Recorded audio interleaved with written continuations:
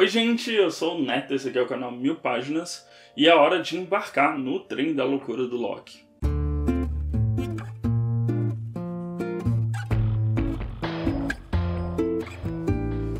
Bom, então antes de começar, aqueles recadinhos de sempre aqui do canal, não esquece de deixar seu like, seu comentário, se inscrever, é bem legal para ganhar engajamento aqui dentro da plataforma e a gente atingir cada vez mais pessoas. E na descrição tem o link e o código de desconto para a loja do Capitão Onigiri. Então, você fazendo suas compras por lá, inserindo o código aqui do canal, você vai ganhar um descontinho maroto e pode comprar quadrinhos, mangás, acessórios para os seus itens, né? Então tem capinha, tem saquinho, tem um monte de coisa. E não é surpresa para ninguém que eu gosto muito de quadrinhos, eu gosto muito de séries derivadas de quadrinhos. Eu pirei o cabeção quando saiu WandaVision, eu assisti semanalmente, eu adorei, eu li o quadrinho, fui atrás de umas coisas da Wanda para ler, e aí veio o Falcão e o Soldado Invernal, que foi uma decepção. E agora eu voltei a ficar hypado, porque a série do Loki parece que vai seguir numa linha mais como WandaVision, do tipo, vai ser uma série que vai brincar com a própria estrutura do MCU, ela vai brincar com a estrutura dos personagens, ela vai se permitir algumas coisas. E muito disso vem do personagem, da figura do Loki, que é ninguém mais, ninguém menos do que o deus da trapaça, o deus da mentira. E aí eu fiquei muito encucado, porque meu conhecimento de Loki era pouco, assim. Eu não era o expert, eu sabia quem era. Eu gosto muito da HQ do Thor, por exemplo, é uma HQ que eu tô sempre lendo, assim.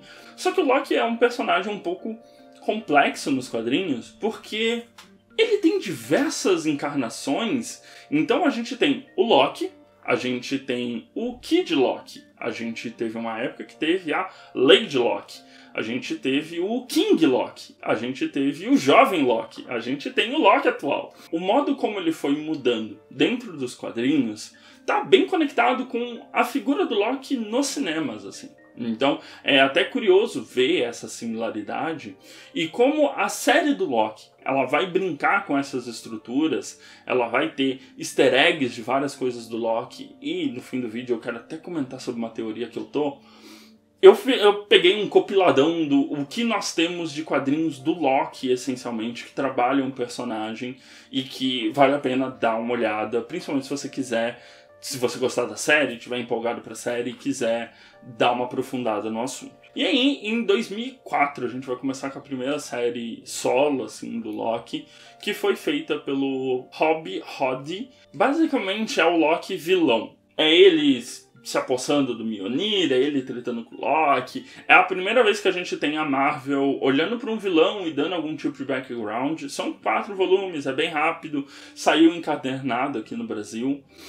Uma série muito similar foi feita ali em 2010, 2011. Também de 4 volumes, também chamada Loki. E aí ela tem um estilo de arte mais voltado para um conto nórdico, assim. É quase como se fosse um reconto do Ragnarok, das coisas que vão gerar o Ragnarok, da posição do Loki naquele universo em Asgard. É boa, é difícil de ler porque ela tem uma cadência estranha mesmo, assim. Ela tem uma cadência bem de um conto, uma coisa que vem, assim. Então é bem legal. E ela tem essa característica mais séria. Eu diria que esse é um tom, assim, um tom sério, um tom de conto nórdico. São 4 volumes cada uma de 2004, a outra aí de 2010. E aí é muito engraçado porque essas alterações elas acontecem meio que na época do primeiro Vingadores, ali em 2012. A gente tem o surgimento do Loki brincando com mais alguns fatores. Então, a Lady Loki, que foi a primeira, que é uma das muitas encarnações do Loki, assim, diferentes, na verdade foi quando o Loki tomou o corpo da Lady Sif. Não tem uma série específica disso, assim. A Sif não perdoou o Loki por ter feito isso. Eu também não perdoaria, mas é a encarnação do Loki com o cabelão da Sif, um casaco de peles, um cajadão e tal.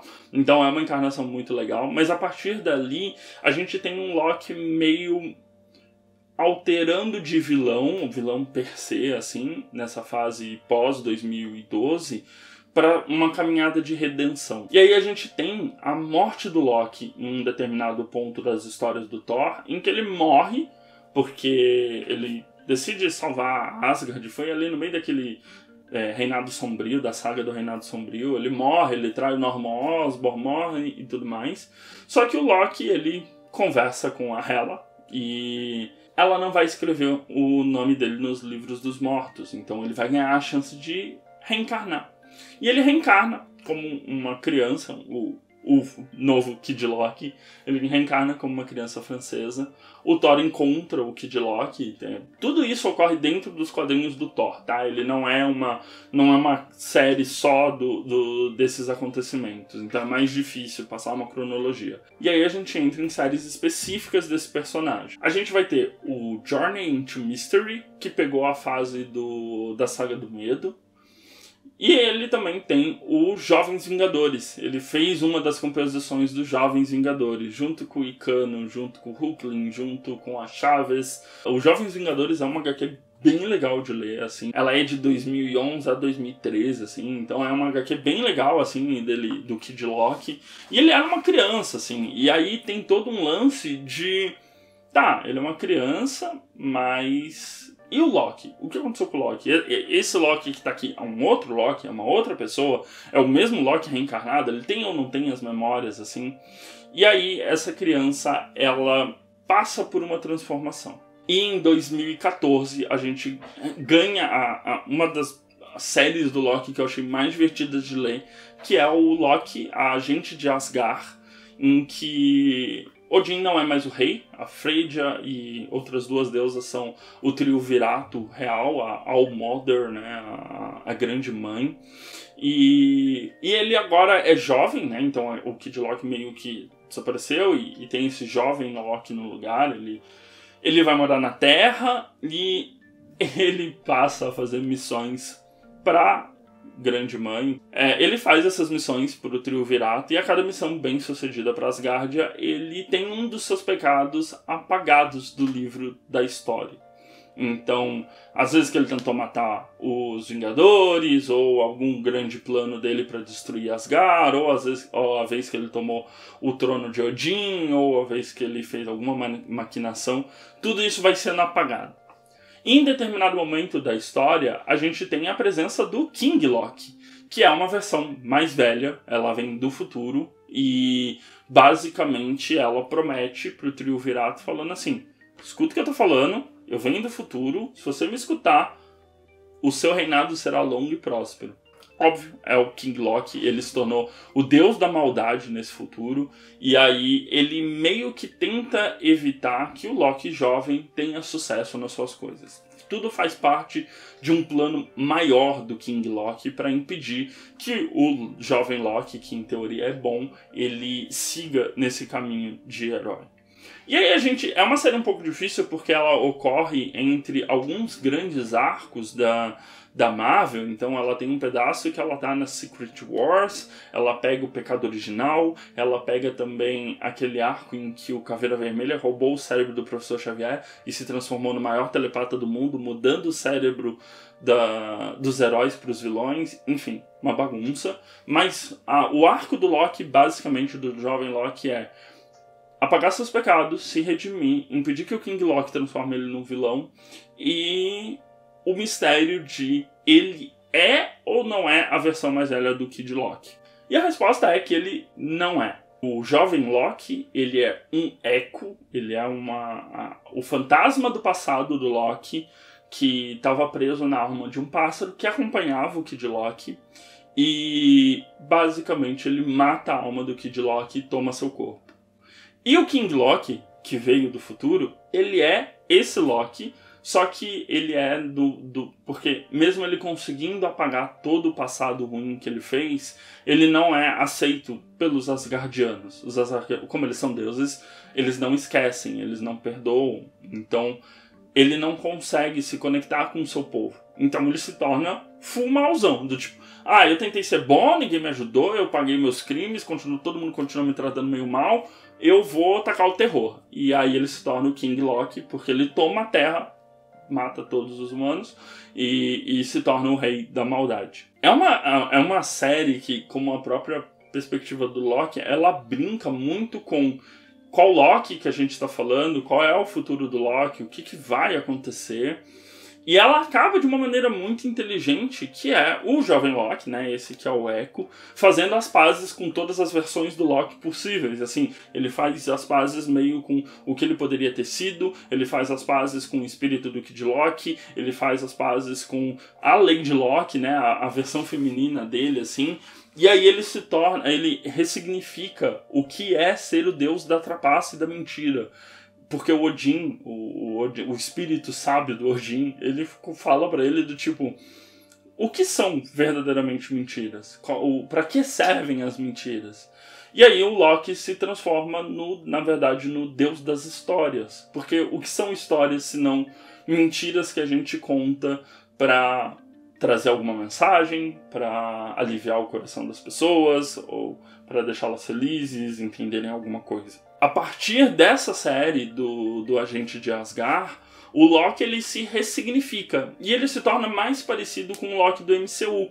Na versão que ele estava seguindo, que ele via, do Thor 3. Aquela versão do Loki do Thor 3, em que ele não é mais um vilãozão, ele é meio que um bonachão, assim, e aí ele meio que faz as pazes com o Thor e tudo mais. Então, é muito bom essa série de quadrinhos aí do Agente de Asgard por causa disso, porque ela é exatamente o ponto de transição do Loki vilão tradicional que a Marvel tinha utilizado até 2009, ali, 2010, pro Loki que a gente estava necessariamente vendo nos cinemas. Aí depois disso veio a minissérie do Vought Loki, que não tem muita conexão com a cronologia, ela é um spin-off satírico sobre as eleições de 2016. E em 2019 ele ganha uma nova websérie, também chamada apenas Loki, que ela tem diversos artistas fazendo cada um dos volumes. E basicamente ela ocorre após a Guerra dos 10 Reinos. Então se você não terminou, basicamente vai ter... Em algum momento do universo Marvel tem uma guerra entre todos os reinos de Yggdrasil, e comandada pelo Maledict. E o Loki, ele assume o trono de Jotunheim, o reino dos gigantes de gelo, que ele é filho do rei.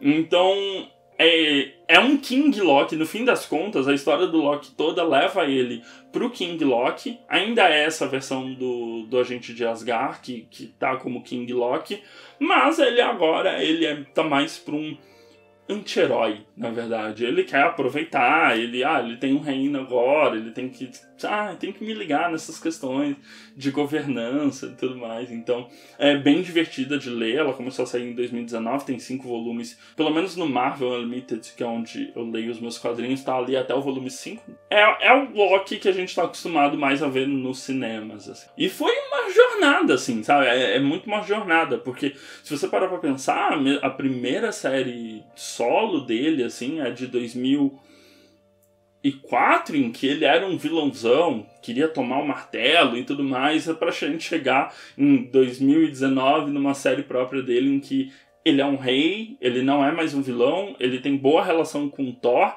inclusive ele e o Thor ficam trocando figurinhas sobre como é ser rei, e muito disso, com toda certeza, foi influenciado pelo Loki do Tom Hiddleston, né, que é o Loki do MCU, que é um Loki mais anti-herói, que é um Loki, ele aparece como vilão, mas aí ele faz essa transformação no decorrer dos filmes para uma posição mais de anti-herói, assim. E meio que agora que a série do Loki ela vai ser feita diretamente do Loki do primeiro filme, que ainda era um vilão, talvez a série brinque com essas questões que estão presentes nos quadrinhos há algum tempo. Então a gente tem teorias de que vai aparecer o Kid Loki na série, a gente tem teorias de que vai aparecer a Lady Loki na série, a gente tem a imagem que já apareceu do Loki com o brochezão do Vought Loki. Então talvez seja uma série que, como ela vai se passar em diversos tempos, diversas realidades, diversos fluxos temporais diferentes, a gente veja o Loki explorando essas outras facetas dele que a gente viu nos quadrinhos, que a gente viu ali a Marvel brincando durante tantos anos nos quadrinhos. Inclusive, uma das teorias é que, pelo menos é o que eu penso, tá? É que como o ator, né, ele já tá um pouco mais velho, a Marvel tá tendo que ter essa preocupação de, cara, eu tô fazendo filme e o povo ainda tá envelhecendo.